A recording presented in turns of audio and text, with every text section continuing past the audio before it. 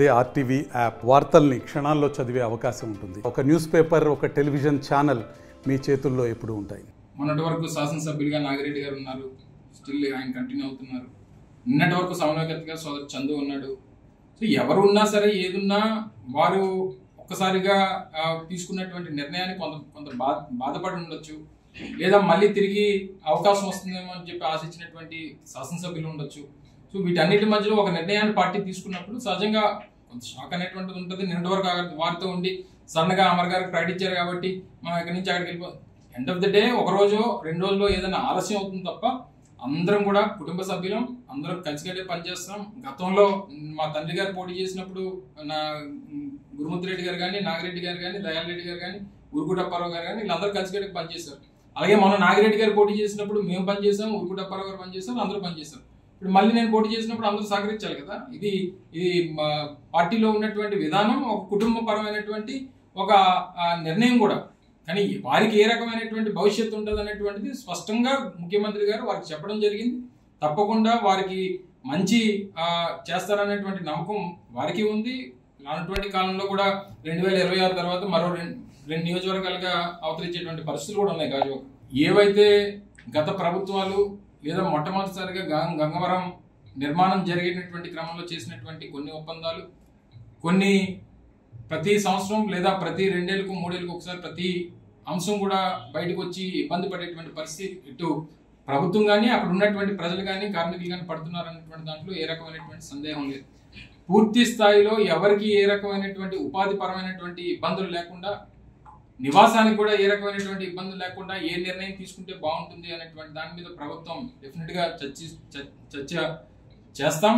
ముఖ్యమంత్రి గారితో కూడా మాట్లాడి, ముఖ్యమంత్రి గారు ఎలాగే ఎన్నికల ప్రచార సభలో గాజువాకు ఇచ్చేసినప్పుడు కూడా ఒక స్పష్టమైనటువంటి హామీని కూడా ఈ ప్రాంతం, ముఖ్యంగా గంగవరం తీర ప్రాంతంలో ఉన్నటువంటి మత్స్యకార సోదరులు అందరితో కూడా మాట్లాడి ఒక నిర్ణయాన్ని ఇచ్చేటువంటి కార్యక్రమం కూడా వైఎస్ఆర్ కాంగ్రెస్ పార్టీ చేస్తుంది.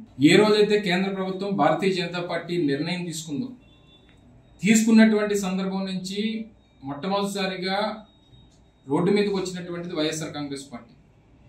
యూనియన్లో ఏవైతే ఉన్నాయో ఆ యూనియన్లు అన్నింటినీ కూడా మద్దతు తెలిపి, పార్టీలకి అతీతంగా అన్ని యూనియన్లకి మద్దతు తెలిపి, మీరు ఏ పోరాటం చేస్తానన్నా ప్రభుత్వం మీకు తోడుగా ఉంటుంది, ఈ నిర్ణయానికి ప్రభుత్వం కూడా వ్యతిరేకం అనేటువంటి విషయాన్ని అనేక సందర్భాల్లో చెప్తూ వచ్చాం. ఎప్పుడు ఏ ఉద్యమం జరిగినా ఉద్యమంలో ముందుండి వారికి సహకరించి పూర్తి స్థాయిలో ప్రభుత్వం తాలూకా మద్దతును కూడా తెలియజేసేటువంటి కార్యక్రమం చేశాం.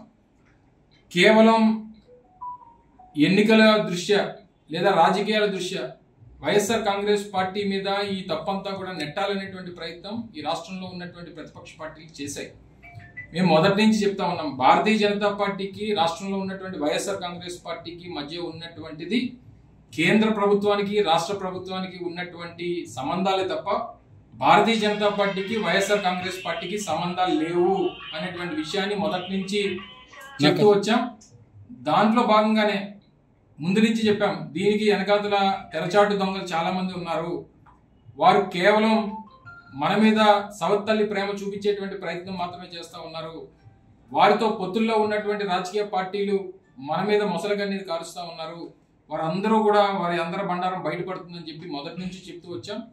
ఈరోజు కేంద్ర ప్రభుత్వంలో ఉన్నటువంటి భారతీయ జనతా పార్టీతో పొత్తులు పెట్టుకున్నటువంటి రాజకీయ పార్టీలు రాష్ట్రంలో ఏవైతే ఉన్నాయో, ముఖ్యంగా మా మీద ఈ తప్పంతా కూడా నెట్టాలనేటువంటి ప్రయత్నం చేసినటువంటి రాజకీయ పార్టీలు ఏవైతే ఉన్నాయో అవన్నీ కూడా ఈరోజు గాజువాక నియోజకవర్గంలో ఉన్నటువంటి ప్రజలకే కాదు, ఆంధ్ర రాష్ట్రంలో ఉన్నటువంటి ప్రతి ఒక్కరికి విశాఖ ఉక్కు, ఆంధ్రుల హక్కు అనేటువంటిది ఒక సెంటిమెంట్గా, రాష్ట్రంలో ఉన్నటువంటి 5 కోట్ల మంది ప్రజల తాలూకా సెంటిమెంట్గా ఉన్నటువంటి ఈ ఉక్కు స్టీల్ ఫ్యాక్టరీకి సంబంధించి ఏ రకమైనటువంటి సమాధానం ఇప్పుడు ప్రతిపక్షాలు చెప్తాయనేటువంటిది నేను కూడా వేచి చూస్తా ఉన్నా.